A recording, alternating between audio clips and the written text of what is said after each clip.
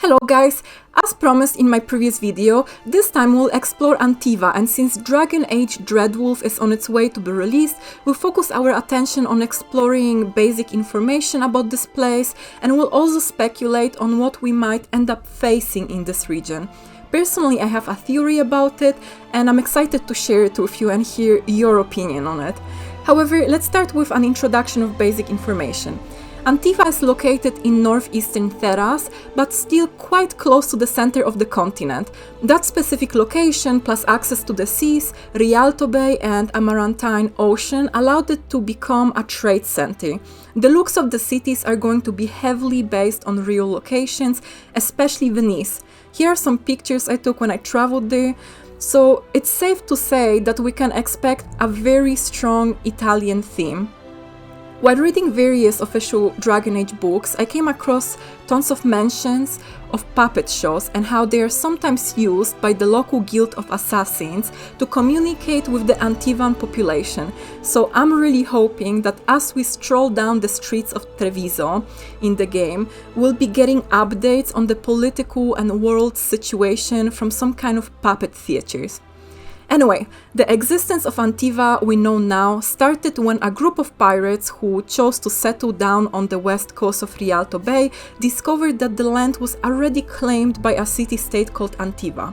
Over time, the two unified and created a bizarre political construct. The nation has a monarch, however, it's actually a plutocracy, meaning that it's the wealthy merchant princes who hold the power. And since war is bad for business, Antiva is known for neutrality and passive approach to conflicts. It does not have a strong military power. Instead, it is protected by an organization of assassins called the House of Crows. The codex entry Antiva, written by brother Genitivi, explains the importance of the crows quite well. Since Antivans are well known for being good at everything but fighting, it is more than a little ironic that Antiva possesses the most deadly assassins in the world. Their fame is such that Antiva keeps no standing army, no king is willing to order his troops to assault her borders, and no general is mad enough to lead such an invasion. The attack would likely succeed, but its leaders would not see the day. You might wonder how come a country with no army has not been conquered and manages to prosper, right? So there's a couple other reasons unrelated to the crows and the fact that Antiva is heavily involved in trading with the whole continent. For example, an important factor is that in 145 Divine, the Chantry made its first significant appearance in northeastern Theras, and the teachings of Andraste took root. Joining Andrastianism allowed the nation to build proper relationships with other political powers on the continent who shared the same religion. And when you think about it, quite often conflicts in Theras have religious and ideological context to them. For example, one of the most important events in the upcoming Dragon Age game would be the Qunari occupation, and that would be a perfect example of how a philosophy drives major events in the world and why belonging to one belief system or another determines your political position. By the way, I called the Qun a philosophy because despite David Gaider saying that the Qun is not an atheistic belief system, it's not exactly a religion either. Moving on, another important factor is going to be the legacy of Queen Asha. She was a ruler in the Black Age who was married to an Antivan king called Dario Campana. She came from a wealthy family of merchants and she was probably the most important ruler that the nation ever had.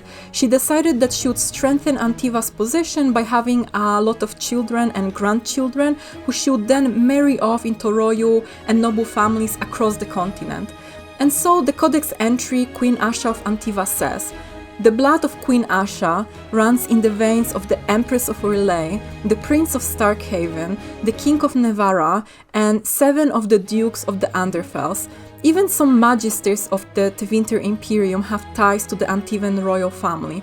Asha's web of blood ties forces most of the continent to remain at peace with Antiva or risk terrible consequences at family dinners." In Dragon Age Dreadwolf, we'll find out if these connections will help the nation fend off the Qunari occupation. As promised, this video is going to talk about the state of Antiva in between the games, so the occupation is something that we should discuss next. Hopefully you've already played the Trespasser DLC, and if you haven't or forgot what it was about, I'll briefly remind you the plot. So the DLC takes place 2 years after the defeat of Corypheus. Solas mysteriously disappears and the Inquisition theoretically lost the reason to exist. Ferelden wants the Inquisition to be disbanded, while Orlais would rather exert its control over the Inquisition and use the reputation the organization has built to Orlais' benefit. Divine Victoria assembles an exalted council, but surprisingly, the future of the Inquisition is not the main concern. We soon find out that the Qunari gained access to the Eluvians and are trying to start a conflict on the continent. A senior agent of the Qunari priesthood attacked the Inquisition and is trying to execute a plan called Dragon's Breath, an invasion that would save the South.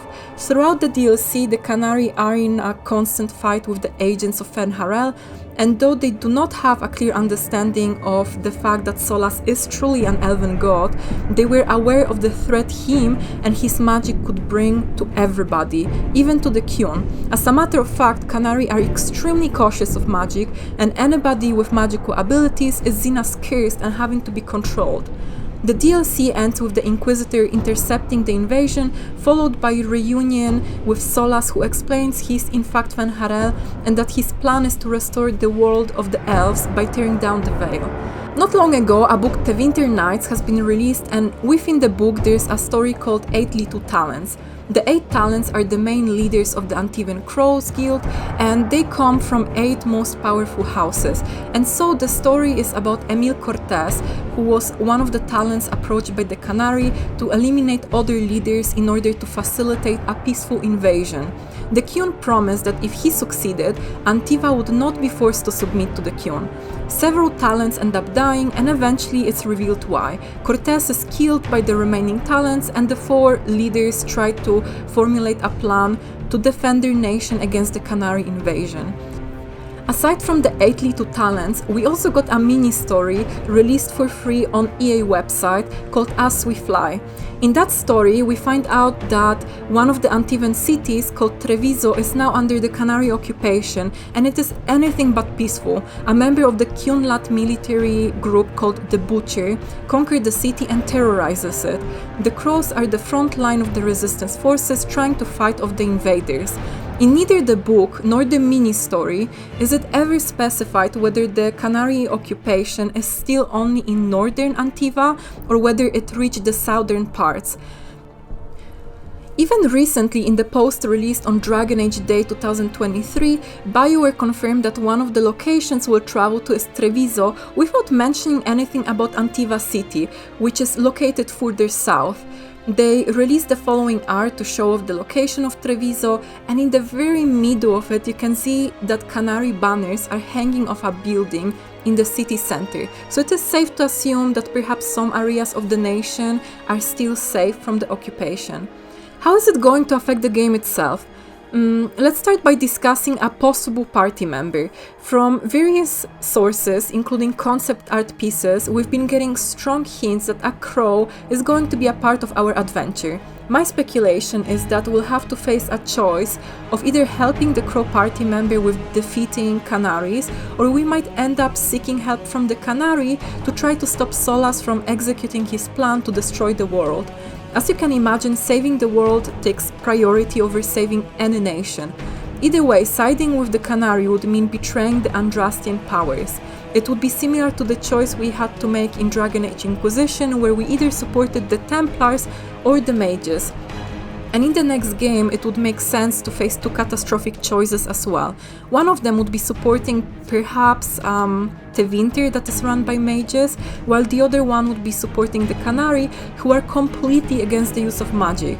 You might think that everybody would rather go ahead and support Tevinter, but keep in mind that Tevinter still practices slavery. From what we know, the Tevinter Magisters are responsible for tainting Theras with the Blight, and on top of that, the previous game's antagonist, Corypheus, was from Tevinter too, so we might end up having to decide what sounds like lesser evil for us. Let's assume that Antiva city is still going to be free from the Qunari forces. The city is where the monarchy resides, and what you might find interesting, it's also where Josephine comes from, and according to the Trespasser epilogue scene, that's where she's currently residing. If we completed her companion quest in Dragon Age Inquisition, her house will be one of the most powerful in the nation. Hopefully Bioware set her up to leave the Inquisition so she can go to Antiva and make a logical appearance in the next game. Since we are on the subject of talking about locations and possible appearances in the next game, I could not make this video without mentioning the Telari swamps and a new theory I came up with recently. So bear with me because I'll have to take a second to explain it. So the Telari swamps are located in southern Antiva, so hopefully it's far enough from the Qunari. The swamps made an extremely interesting appearance in the comics called Dragon Age: The Silent Grove. In the comics, Alistar, king of Ferelden now, Varric and Isabella go on a search to locate a woman called Yavana, also known as the Antivan Witch of the Wilds. They end up finding her in a dragon sanctuary she created to save the creatures from extinction, and she might actually be responsible for the dragons making a comeback in the last 100 years, which led the Divine to name the current age Dragon Age. I don't want to go into too much detail regarding what happens in the comics because it's not strictly tied to the Antivan lore, but what I want to point out is that every Dragon Age game had a Witch of the Wilds in it. Yavana is Flemeth's daughter, and her looks really resemble her mother, so her appearance in DAD would be a very smooth transition and not overly confusing to the new and returning players. Now, do you remember the last scene from the Dragon Age Inquisition? It shows Flemeth sending something through an alluvion. Soon after, Solas approaches her, explaining how he failed to activate the orb. He embraces Flemeth, who mysteriously dies in his arms. And here I'm going to recommend two of my videos, links will be down below. Hopefully you already watched or are going to watch them. First one is the most detailed breakdown of the Dragon Age 2023 trailer you could possibly find at the moment. The second one is about the secret I found in the trailer itself. I'm actually really proud of that because I think I was the first one to do it.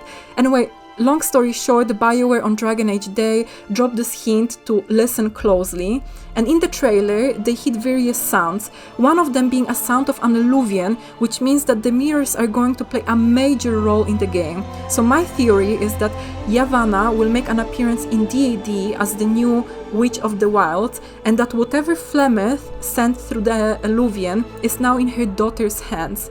The question is whether she would make that appearance as an ally for the new protagonist or as an enemy aiding Solas in restoration of the Elven world.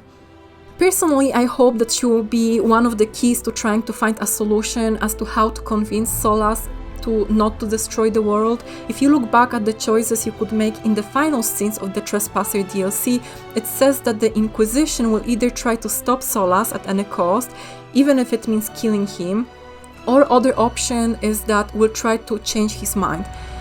Yavana has an army of dragons at her disposal, and while dragons so far have been a nuisance and danger to the population of Theras, imagine how epic it would be to have these creatures and Yavana on our side while trying to save the world during the Dragon Age, the age named after perhaps misunderstood enemies that were thought to be a symbol of catastrophic events coming to the continent.